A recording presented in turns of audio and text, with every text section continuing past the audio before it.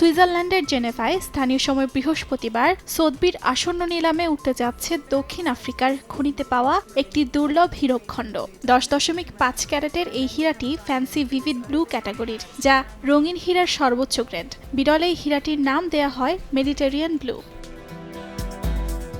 2023 সালে দক্ষিণ আফ্রিকার কুলিনান খনি থেকে উত্তোলিত 31.94 ক্যারেটের কাঁচা হীরাটি কাটছাঁটের পর রূপ নেয় মেডিটেরিয়ান ব্লুতে।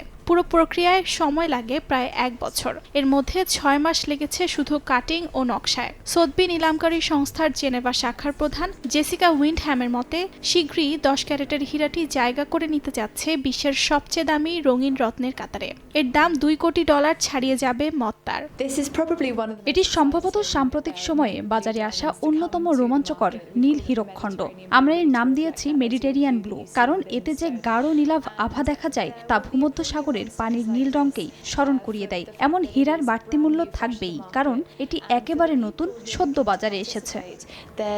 সোথবির জেনেভা শাখার প্রধান জেসিকা আরও বলেন, রঙিন হীরার বাজার দিন দিন আরও শক্তিশালী হচ্ছে। এরকম 10 ক্যারেটের বেশি ওজনের ফ্যান্সি ভিভিড ব্লু হীরা অতীতে সবসময়ই বেশি দামে বিক্রি করা হয়েছে। অর্জিতা শাহজিন, সময় সংবাদ।